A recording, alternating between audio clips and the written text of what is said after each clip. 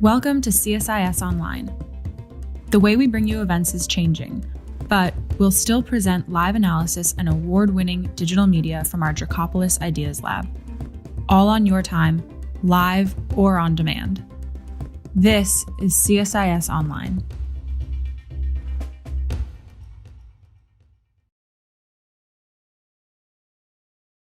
In honor of this event. Too late now. Good afternoon to everyone. Thank you for coming to CSIS. I'm really looking forward to this. Nicole Perlroth is one of the best reporters on cybersecurity in the business. So it's great to have her on. We're going to talk about her book, This is How They Tell Me the World Ends, which is a somewhat ominous title, but Nicole can explain it. I'm going to ask some questions. We'll have time for questions from the audience. Nicole, of course, gets a chance to answer. But let me start by saying, how's the book doing? Are you happy with the rollout and with the reception?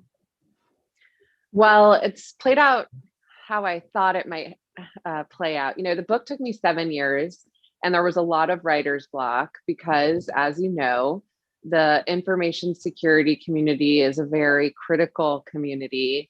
It's a very hard position to be in, to be writing for a lay audience, which was my goal with this book, while also satisfying the many demands of the technical community. And so the reception has been great from the mainstream press. I've gotten great reviews in my own paper, and the New Yorker review was fantastic. And some of the people I really respect in the industry have had great things to say. But people involved in the zero-day industry have not been huge fans of the book, which I knew if they were huge fans of it, I'd probably done something wrong. So that has been hard to see. Criticism is always hard to see. But in general, I've been really thrilled. Well, you've been on their case for a while, so it shouldn't have been a complete surprise. Summarize the book for us in 10 words or less. Oh, God. I would say the book is about the growing cyber arms industry, and it's spread globally to corners of the world that might be using these tools in ways we didn't better anticipate, and that increasingly they're blowing back on the United States and our allies. No, good topic. What prompted you to write it? I mean, I know you cover this, but it was just, you had a kid during this time and you moved, if I remember correctly, and were you trying to see how many stressors you could add at one time, or what made you write the book? I have to say, I remember calling you on deadline once, and I was lying on my kitchen floor with my computer up because my back had gone out. I think I was also pregnant at the time, and I was covering an attack on the Internet of Things or something. And I just thought, how much longer can I do this? Why don't I actually add a book on top of this? So yeah, I went after this topic for a few reasons. One, I say this in the book, but the zero-day market was always like Fight Club. The first rule of the zero-day market is don't talk about the zero-day market. And the second rule of the zero-day market is no one talks about the zero-day market. And when you're a journalist and there's something that nobody wants to talk about, you're naturally drawn to try to pick at it and see what you can find out. And then the other thing was, I was part of this team of reporters that was granted access to the Snowden documents. And sitting in that room and having access to those documents, it was clear that there were references to a lively outsourcing trade for some of these zero-day exploits and hacking tools, but the documents never expressly stated what those relationships and what that industry looked like. I also knew from interviewing people like Luigi and Donato, who'd started Revuln and were openly advertising the sale of zero-day exploits and industrial control systems, but wouldn't tell me who they wouldn't sell to, that this was an industry that was drifting beyond US control, if the US ever did control it. And that, and you and I have talked about this a lot, that countries like Iran were catching up in terms of cyber capabilities much quicker than we gave them credit for. And I wanted to know just how much the cyber arms industry was enabling that closing capabilities gap. And there were, I mean, every story I did, it was clear, and we've talked about this too.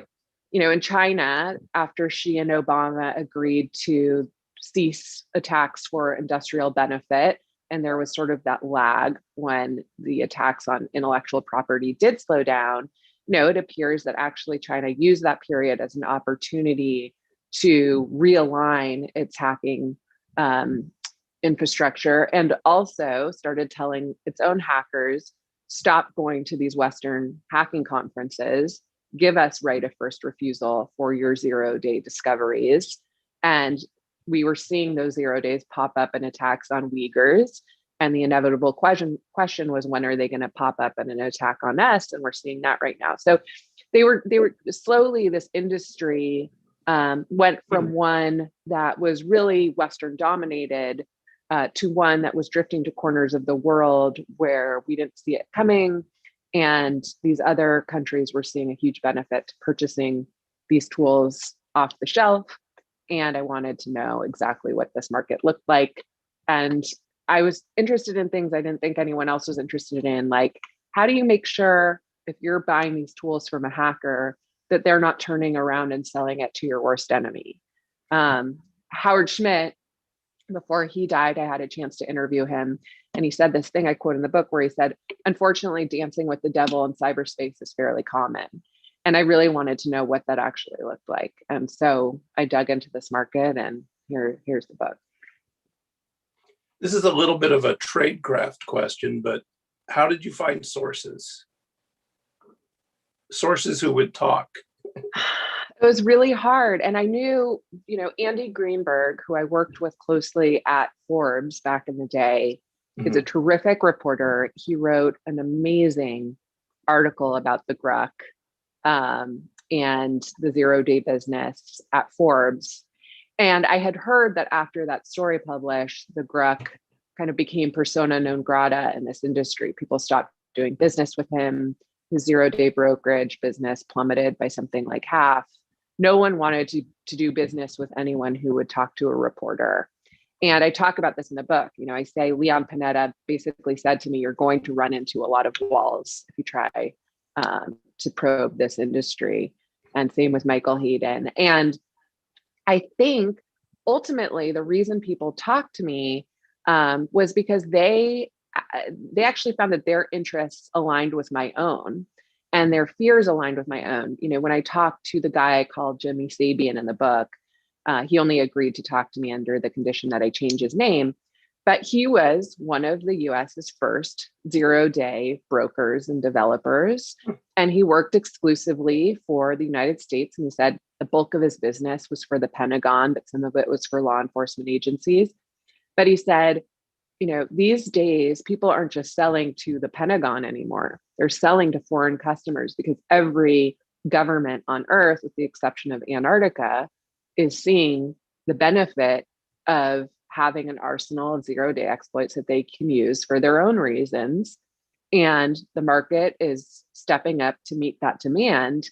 And there's no rules around this thing. So it doesn't bother me that the US partakes in this market or that Five Eyes partakes in this market, but it does bother me that these players are willing to sell to the UAE or Saudi Arabia or maybe even Iran or China. And so his interest in talking to me was, I want to get word out that this is happening and that maybe we should have some discussions about whether there should be rules in this trade. So in some ways we were aligned. Jim Gosler, who talked to me about the history of these programs at the intelligence agencies, he also wanted to get word out that he was worried about what the blowback would be of an industry that traded in our vulnerabilities on ultimately on the US, given that we were so digitized and digitizing our critical infrastructure. And I see you laughing, so I know you have some Jim Gosler story you're not telling me.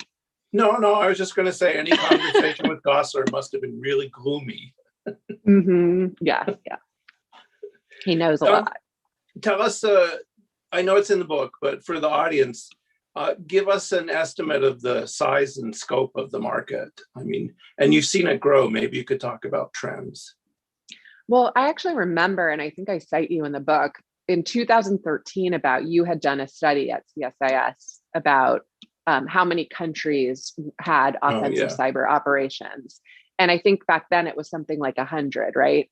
Mm-hmm. And just in the time period I've been doing the book, of course, it's impossible to get real numbers in this space, but we have seen, name a government and they are playing in this market. It was really eye-opening to go down to Argentina and talk to people about who has approached them from which countries. And there are some of them are countries you would never suspect would be looking for zero-day exploits to add to their arsenal. I talk in the book about how I was able to get contracts, proposals for Finland, from NSO Group. Whoever thought Finland would be buying spyware, but of course they share a border with Russia, and Russia's been nibbling across the border. And so they have their own reasons for trying to keep tabs on their enemies. And where I really walked away from this project was with the perception, again, that every country on Earth, with the exception of maybe Antarctica, is playing in this market. I don't have actual numbers, but the numbers that stuck out by the end of the book was that the cost of cyber attacks is now far exceeds the cost of terrorism. Even some of the most conservative estimates far exceed the cost of terrorism, but we haven't really opened our eyes to that fact. We haven't actually thought about how to strengthen our cyber defense. Yeah, we track that every couple of years with McAfee, and it's just gone up astoundingly. So, one thing you said made me remember when I used to do this stuff. My line was that every country I ever talked to was engaged in surveillance, and the only place that might fall outside of that was the Vatican. So a little different from Antarctica, but what's the link here what's the link? And you brought up Snowden. What's the link between this and surveillance, and particularly government surveillance, but also private illicit surveillance? Not, we live in a surveillance world, and others have written about that, but governments and the illicit surveillance, I think, gets directly to what you're talking about. So what's the link? Well, I think the link is, after Snowden, when I interviewed people who worked at TAO, they hate Snowden, obviously, but what they will say is, you got the wrong impression from those leaks. You don't understand how much red tape constricted those operations, and how much bureaucracy and red tape stood in the way of us ever using those same capabilities on Americans. And other countries that we consider allies, like the UAE, don't have red tape. So when they acquire NSO Group spyware, or they buy zero-day exploits, or they recruit former NSA hackers to go to Abu Dhabi and conduct some of these operations for them, they are using those capabilities not to just monitor terrorists or drug cartels. They are using them to monitor their Twitter critics, the monarchy's Twitter critics, and enemies that former NSA hackers don't truly understand, like Qatar. They were using them to hack royals in Qatar, and in the process ended up reading Michelle Obama's emails.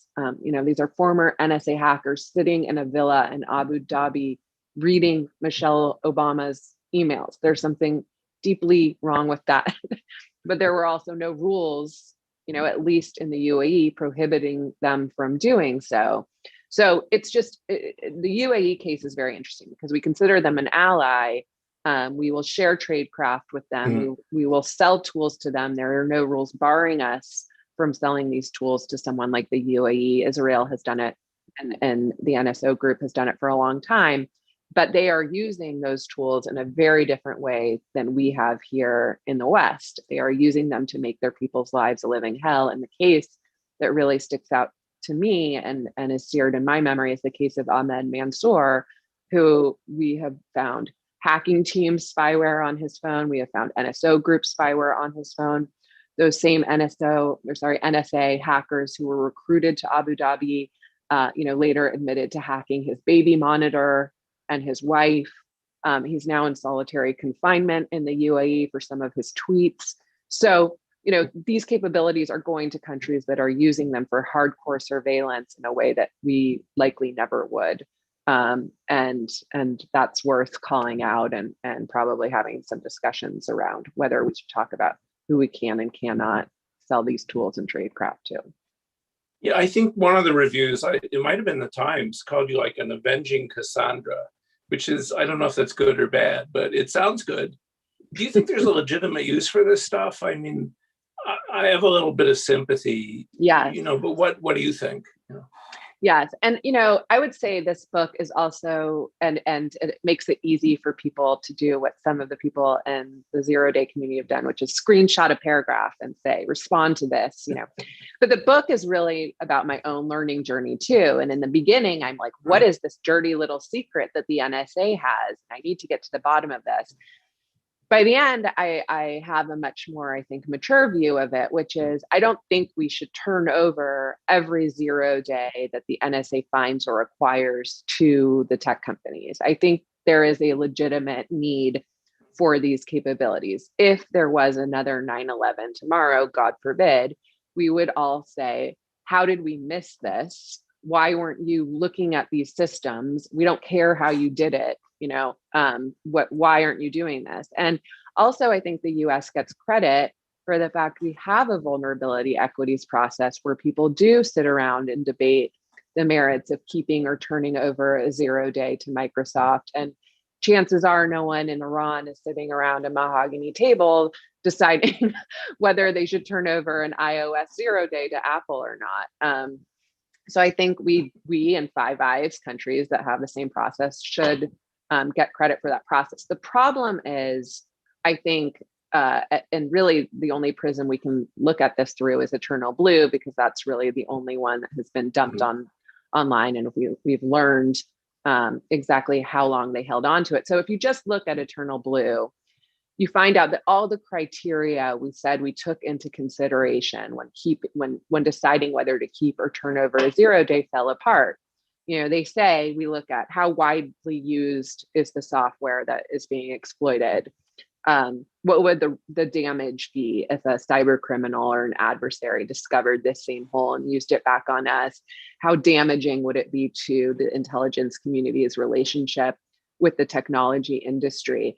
And when you look just at Eternal Blue, it was in Microsoft Windows, the most widely used software in the world. We kept it for more than 5 years. That's a long time. As soon as it was dumped online, even though a patch was available, no one had the time to really systematically patch their systems. And North Korea picked it up, and we saw hospitals turning away patients because it had been used in those ransomware attacks by North Korea. And then we saw Russia pick it up in an attack that cost $10 billion and kept Merck, from Merck's vaccine production lines were paralyzed that year. Mm-hmm. Well, no, I was just talking about Merck. I actually think the more fascinating case was Merck, because they actually had to tap into the CDC's emergency supplies of the Gardasil vaccine that year.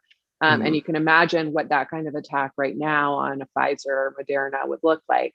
So, based on all of those, and it was hugely damaging for the relationship between Microsoft and the intelligence community. So based on all the criteria they say they take into consideration, just when you look at the issue through the lens of Eternal Blue, you see that all of these things fell apart.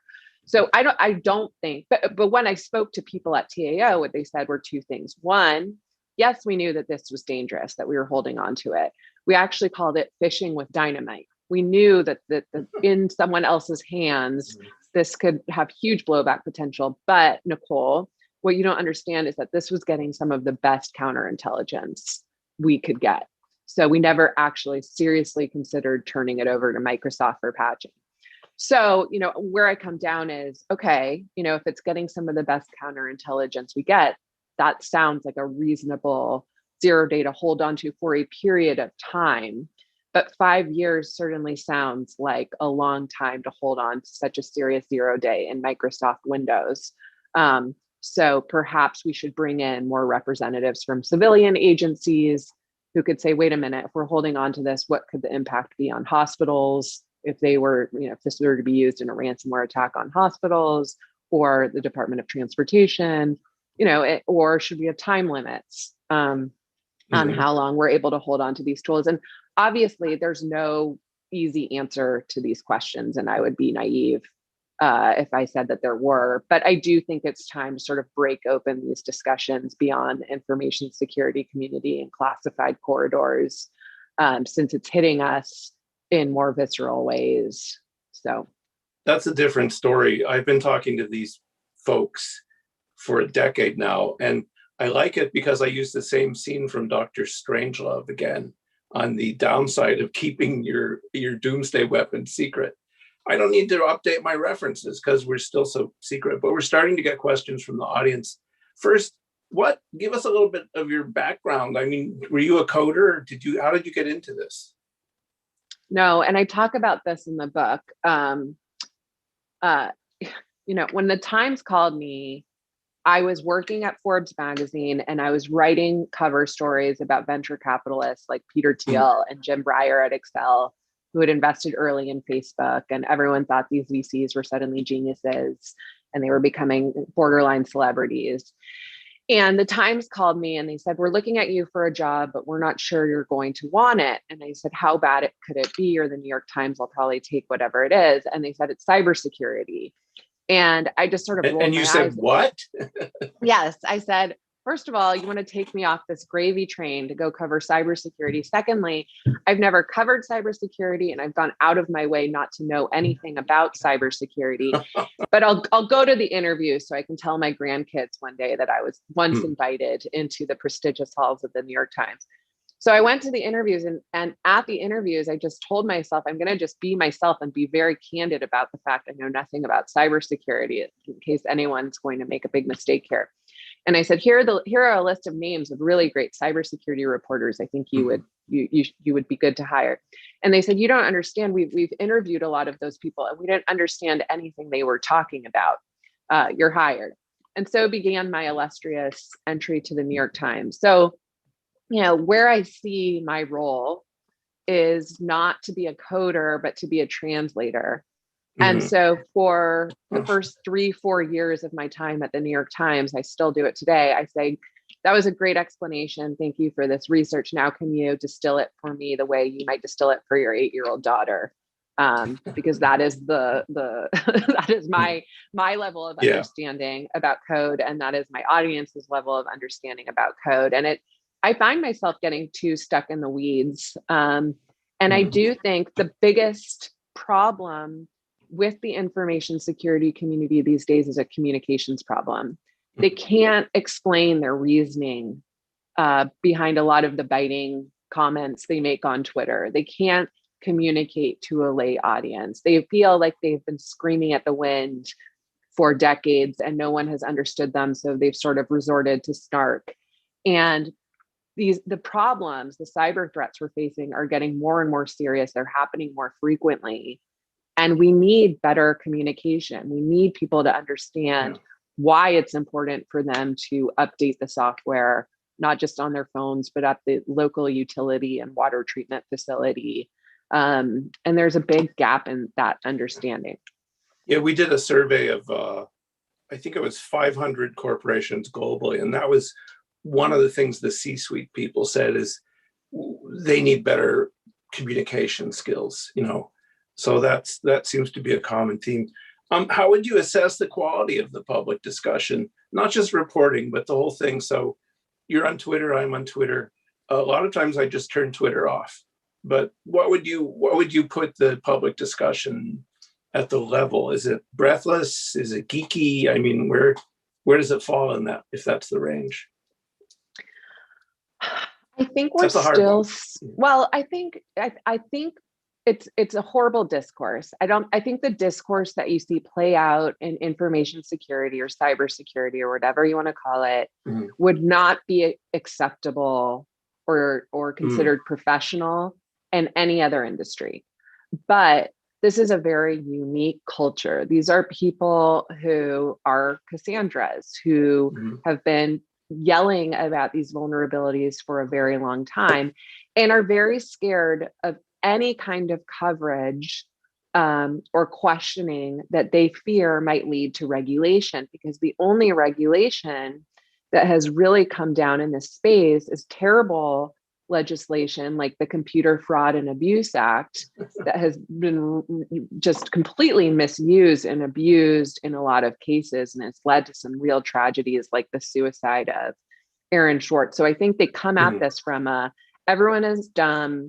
No one understands this. The regulators certainly don't understand this. The New York Times doesn't understand this. Only we understand this, and only we should decide, how this industry is controlled. And unfortunately, where that's left us is a place where there are no laws around selling zero-day exploits or tradecraft to other countries. There are some that are left over from encryption export controls, but not many. There was nothing keeping former NSA hackers from moving to Abu Dhabi and reading Michelle Obama's emails in the course of some of those operations. So I do think it's time to have conversations around these. And I think it's time to maybe pull those conversations away from the information security community. They clearly have an important voice here, but it's become so insular and so unhelpful and so snarky. And I think it's time that we make these conversations much more accessible to people in other industries and other fields who might have important things to say. But before Trump, we being the US government, actually floated the idea of controls on these technologies. You probably remember that. And if I remember correctly, those were met largely with squeals of rage from this community. It's really hard to write a good control that doesn't have unintended consequences. But what does that say? They say they want a different environment, but when you try and do anything, all you get is criticism. Yes. Yeah, we were the only country in the Wassenaar arrangement that didn't put in place those controls that other countries did around the sale of intrusion technology. And I am sympathetic to the arguments that we need to be able to share security research and research around 0 days across borders for defense. But unfortunately, the people who make these arguments are also on the side profiting from the sale of tradecraft and the sale of 0 days to government entities and to defense contractors. And I don't think people realized that they were giving voice to people who were actually essentially just lobbyists for the 0 day industry. So I don't truly understand the argument beyond that. I think we grossly underestimate the challenges that await us if we try to put in place controls that are written in a nuanced way that prevent, say, the US from doing business with customers in the UAE who have proven to use these tools to essentially torture their own people, maybe even to Mexico, which I wrote about how they were using NSO group spyware to hack nutritionists. So, I think the answer is not let's just stick with the status quo because the fear of the regulation being written in a really dumb way is too great. I think we actually need to just democratize the conversation so we can come up with nuanced controls. I don't think that would be an impossible endeavor, but certainly a challenging endeavor. And we can't do it in a dumb way because it will harm cyber defense. But I think there is a way to do it beyond not doing anything. Yeah, one difference between now and then is that, and as the book notes, many more countries now have this capability and have, at the time in negotiating it, I sometimes felt like they don't have an industry, so they don't care if it gets restricted. I'm not sure that's true anymore. One of the questions is it possible to control the cyber arms race? What would you do? I mean, I want to come back to that at the end, but tell us what you think. Well, in some ways, I think that a fair criticism here is that this was inevitable, that ultimately every country would see the benefit not just for espionage, but for surveillance and destruction of acquiring and stockpiling some of these tools. So there is a little bit of an inevitability here. I don't think we necessarily needed to facilitate it the way that we have by actually sending our own hackers from the NSA to places like Abu Dhabi to help them with their dirty work. So I think there is a way to write rules that say American contractors who have been trained in taxpayer funded NSA tradecraft cannot do this tradecraft on behalf of other countries beyond Five Eyes, say. I think that seems like a fairly reasonable ask. I don't think that we should be training the Turkish military in some of this tradecraft. I think it's pretty obvious. If you were watching Erdogan's visit to DC the other year and watched the thugs who beat up those protesters on the lawn in front of the consulate, I think it's pretty clear how those tools get used. I think that, the US has immense spending power and commercial power in this space. And I think you could probably set up a rule that says we won't do business, we won't purchase spyware from companies that are also turning around and selling these tools to Russia or to Sudan or to countries with abysmal human rights records. And that's what we learned from the hack of Hacking Team, that is in fact exactly who they were selling these tools to, as well as the FBI and other US government entities. So I think we could influence the market that way. I know Dan Geer from InQtel said a few years ago, he suggested the US should just outbid every other country on earth in these tools so we can get them patched and keep them out of our enemies and dubious allies' hands. But what I learned in the book is that it's too late for that. Particularly in the Gulf, if you just look at Zerodium, okay, like a Beltway contractor that actively advertises the price list it will pay hackers for an iOS or Android zero-day exploit, the going rate that they'll pay is $2.5 million for your iOS zero-day exploit. Get me into your iPhone remotely without you having to click on anything. CrowdFence, which is a broker I didn't even know about till I did this book, they work exclusively for the UAE and the Saudis. They offer $3 million for that same capability. So, we're not going to outbid the Saudis or the Emiratis in these tools. They do not have the homegrown talent. They rely a lot on this market. They're going to get these capabilities and tradecraft from China if we're not offering it to them. And we've seen a lot of Chinese hackers pop up on LinkedIn as working for entities like Dark Matter and its subsidiaries that are based in Abu Dhabi. So we're not going to outbid them, but I think we could influence the market in other ways. I want to come back to this, but let's look at a different topic, a couple different topics for a minute. So I think we're on the same page when it comes to deterrence, which I regard as a form of ancestor worship and largely ineffective. But what do you think? You want to say anything? You can make fun of it. We should take a minute or two to make fun of deterrence. Well, obviously it's not working. Sanctions aren't working. Yeah, shocker. People think I might have been too hard on offense in this book. And my argument is not let's stop cyber offense. Let's stop finding zero-day exploits. That's not what it is. It's just our enemies have paid very little price for these operations, and I do think they need to pay a real price for them.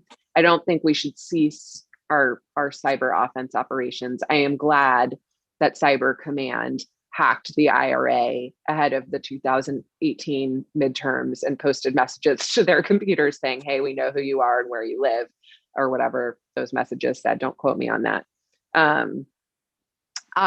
So I think we should continue that. But if we're going to, make a loud show of hacking into the Russian grid, as David Sanger and I broke that story a few years ago, why are we not making a more serious effort to shore up the defenses of our grid? So my answer is, let's not stop cyber offense or slow it down or undercut it. But if we're going to do what we are already doing, we need better defenses. Otherwise, it's ridiculous. It's useless. There really is no point in talking about something like a digital Geneva Convention when it's still so easy to spearfish, water treatment facility in Oldsmar, Florida, and contaminate the water, and we don't even have that attributed yet. So, those are my thoughts on deterrence. Is fun to talk about, hard to implement, and the answer ultimately has to just be the boring stuff, the better cyber defense. Yeah, people who want a digital Geneva Convention should check out the peace ship in 1915. It's a good precedent for how these things work. I'm glad you said that, because one of the memes, not a big meme, but a meme about the book, is that you're sort of hard on the offense. The part that surprised me, though, was you said we didn't do enough on defense. We spend a lot of money on defense. Why do you think it isn't working? I agree with you, it's not working.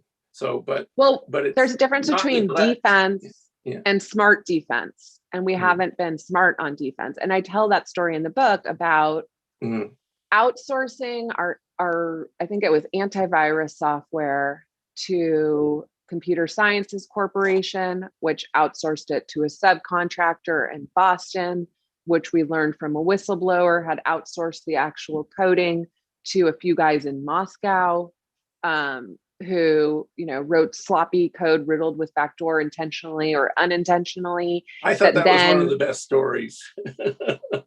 I mean, that tells you where all that money we're spending on cyber defense. It's not smart defense, it's stupid defense.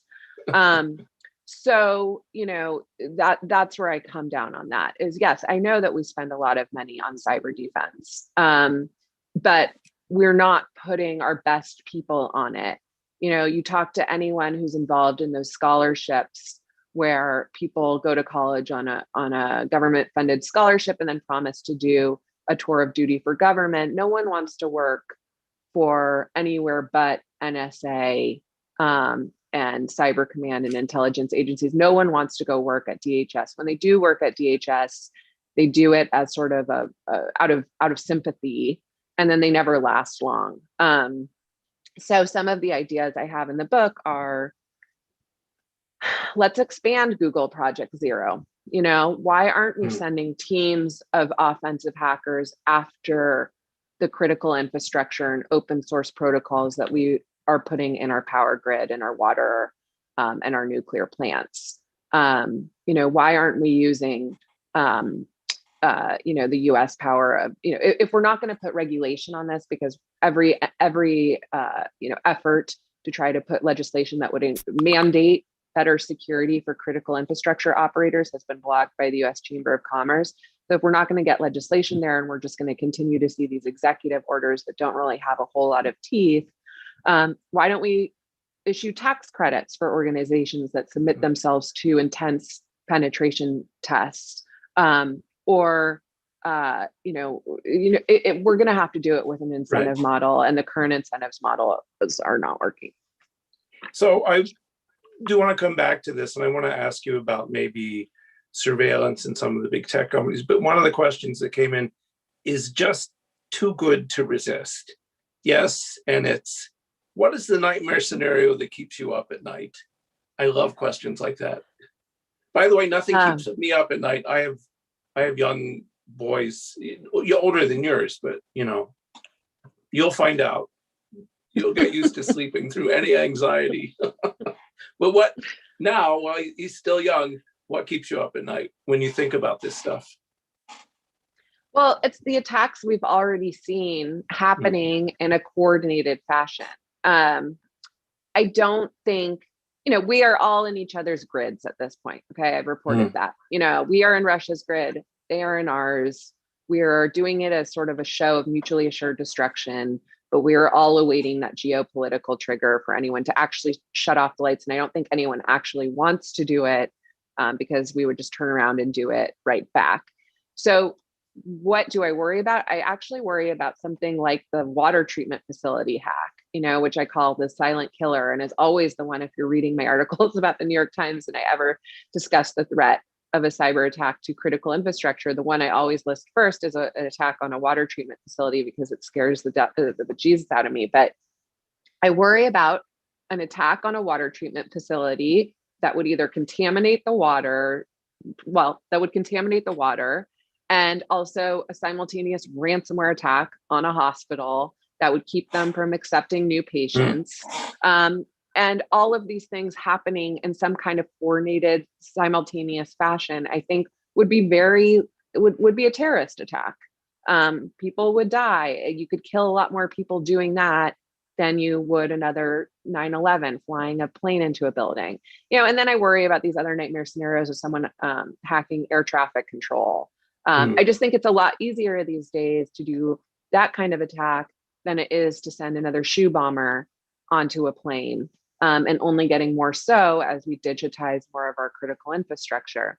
But, I say this in the book, and in the beginning, when I got to the New York Times and I was interviewing people like yourself, and Leon Panetta was getting on the Intrepid and making that speech about a cyber Pearl Harbor being imminent, everyone was saying, Nicole, there's a big critical infrastructure attack happening. And I remember asking everyone, okay, so how long until this attack happens? And they all comically had the same answer, which was 18 to 24 months. We expect this to happen in 18 to 24 months.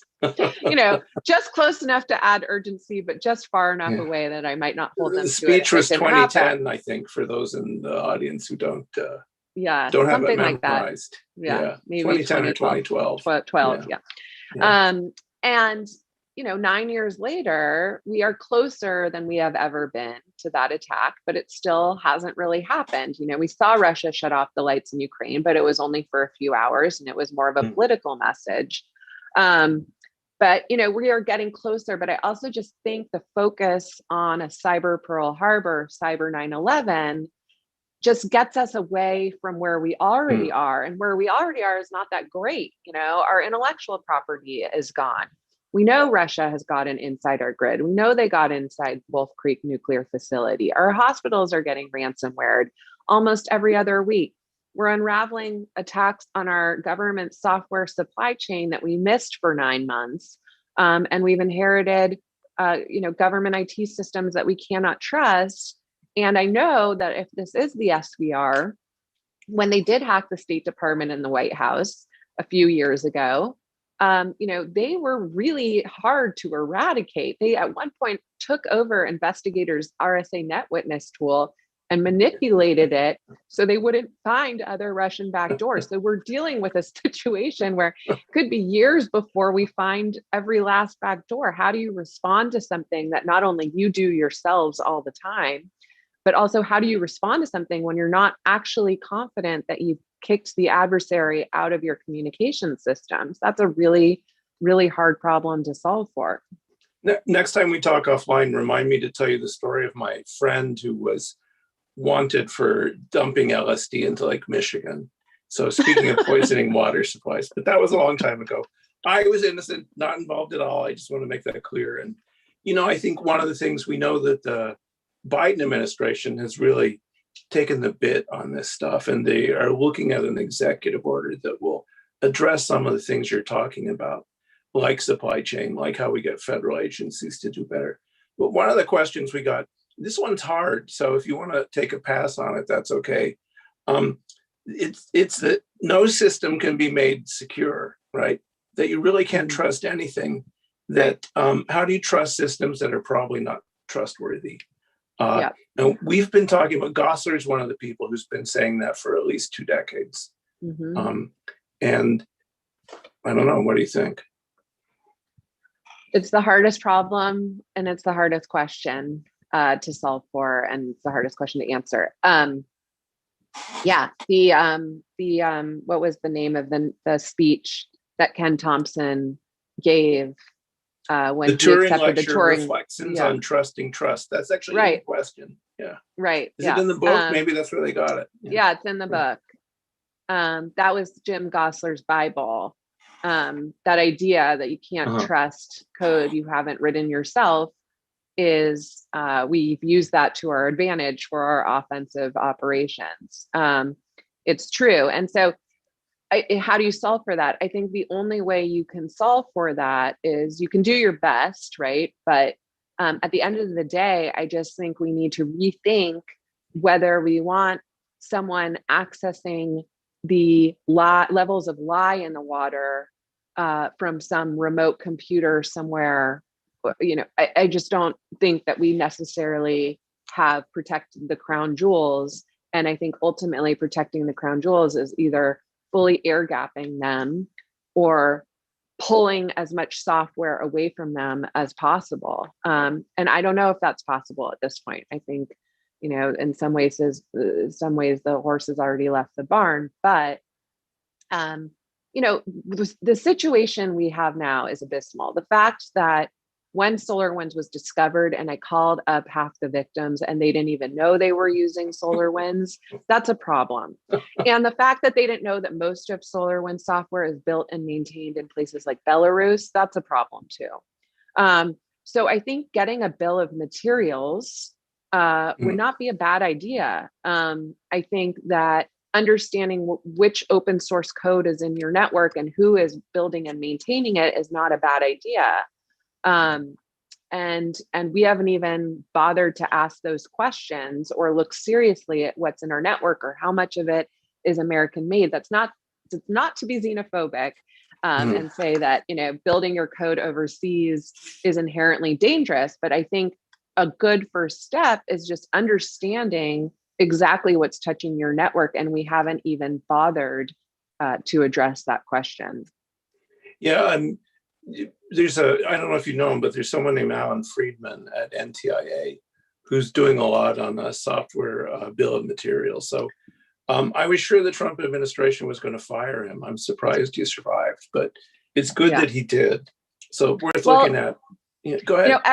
Everyone who worked on cybersecurity in the last administration did it in spite of, not because of that administration. And in many cases, they were doing it at the kids' table or under cover of darkness. So the good news is that at least Biden has said that they plan to make cybersecurity a priority. At least he squeezed billions of dollars in cybersecurity funding into the COVID recovery bill. He has Ann Neuberger on speed dial, and she, the NSA, they started making more transparent disclosures around vulnerabilities that were being exploited in the wild over the years. They weren't as actionable, I think, as some security researchers or people in the industry hoped they would be, or as timely. But that was a big thing for the National Security Agency, for no such agency to do. And so I think her heart is in the right place, that we do need to publicize situations when we find our adversaries exploiting these holes, and it will be very interesting to see how the whole discussion around threat sharing and real-time threat sharing shakes out over the next year and a half. Yeah, I think the executive order will appear this month, and I'm told it has some good stuff in it. So this is a good team. One of the things that's a topic that isn't always in the public discussion, though, is that we got a confirming agreement in the UN for the 2015 norms. You can hold your applause. And the people who do this have turned to the discussion, I would call them the like-minded countries, to what's the right way to impose consequences. So 2 questions. What kind of consequences make sense for this? And how do you think the Russians and the Chinese would react? That's a really good question. I only ask you the easy ones, Nicole, so don't. No, I was actually going to call you today and ask you this question, Chip, because we know that a response to SolarWinds is coming. I do know that we've tried to rally some allies to join the response. And I don't think they're as trigger happy as we might be on this one, even though it's not just SolarWinds now. They've discovered it's Centrion or Centrion. I don't know how to pronounce the French. French software manufacturer that was also hit by Sandworm, which is the the group that shut off the power in Ukraine. So they have their own incentive to possibly respond here. But I don't think anyone wants to get into a shooting match. So I don't know what the response is going to look like. You and I have talked about this over the years. And to me, it seems like the best possible response could be a leak of Vladimir Putin and other oligarchs' financials. You know, I've always thought that seems like an obvious one, but we still haven't seen that as far as I know. So I don't know. I don't know. Although old Vlad blames us for the Panama Papers. Oh, so, okay. Yeah, I don't know if it's true. I'm just saying the Russians believe that was wicked American plot. So that would fit, and they reacted violently, which sort of confirms your hypothesis here. Here's this one's a little funky. I'll skip it. It's more about, you know, how much control can we really impose over ex-NSA employees?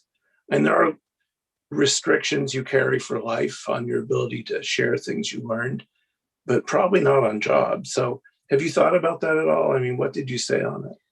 Well, I saw that I think the Atlantic Council recently made some recommendations about this. And I think one of them was you can't share your trade craft beyond US borders after you leave these agencies. And I thought it sounded very reasonable based on the reasons that I outlined earlier about how the UAE used that trade craft.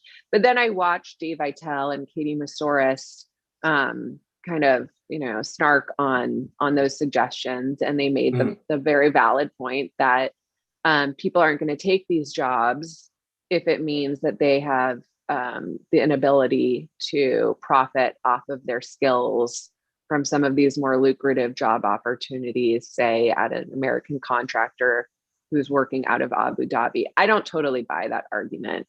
I think that it's fair. I don't think you have to say you're never allowed to work in this industry. I think there's plenty of opportunities, lucrative opportunities to work in the United States at Google or Facebook or Microsoft or a defense contractor or a Five Eyes. You know, I don't think we have any problem with sending people to New Zealand. But I think we should ask. They may have a problem though. Yeah. Go ahead. I'm sorry. New Zealand's top of mind for me right now because my husband is a Kiwi and I don't know why we're not there right now. They're all just it's a nice country. Masks on. They have really good wine. Yes, and they have great wine and skiing and all the like. So anyway, I don't think they need to be overly burdensome. But again, I don't think we want former NSA hackers sitting in a villa outside Abu Dhabi being told to tell everyone that they're there to monitor terrorists and help the UAE defend their networks, but secretly are hacking Qatari royals and reading Michelle Obama's emails. I think we can all agree that seems a little weird. And that we would be okay maybe with them working on behalf of a British contractor or a New Zealand contractor. But, you know, but again, you know, some people have criticized the book and said it's xenophobic because I mentioned the fact that immunity was training US defense contractors, and then European police started showing up. And I have no problem with that, you know, but inevitably the Turkish military showed up and they wanted the training. And what do you do in that situation? And it's a slippery slope. And right now there are no rules telling them that they can't share those tools or trade crafts with those entities. And I think it's worth talking about what those rules are. And, you know, NSO Group will say, and I talk about this in the book when I interviewed them, that they look at Amnesty International. Oh my God. Well, it was the weirdest phone call I've ever had. It was 10 NSO Group executives, and every question I asked, they wouldn't tell me who was speaking. And then after every question I asked, they would put me on mute for 15 minutes and then come back on with a very short, curt answer. But no. Yeah, no comment. No, I interrupted you. I'm sorry. Go ahead and finish your thought. If you can remember what it was. Yeah. Oh, just that they said that they consult World Bank and Amnesty International and other human rights indexes when they consider who they're selling to. But they still, one of their first customers was the UAE, and we know what their track record is on using these tools. So, I think that we need better, at least more nuanced discussions, more transparent discussions than just leaving it to these for-profit companies to decide themselves how they're going to use these tools in this trade prep. I will say, in defense of people who go to the UAE, they pay really well. That's probably not a good enough defense, but we're at the end of our time. So what did we miss? I mean, what would you want to say other than buy the book, which I think is doing pretty well, I think we covered a lot. The title, I guess I'll address your initial remarks on the title.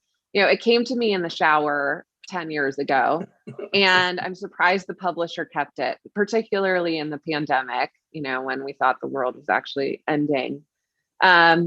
But the reason I called it "This Is How They Tell Me the World Ends" is there's a little bit of plausible deniability for me there. When I started this 10 years ago, like I said, everyone was screaming about a cyber Pearl Harbor, cyber 9/11.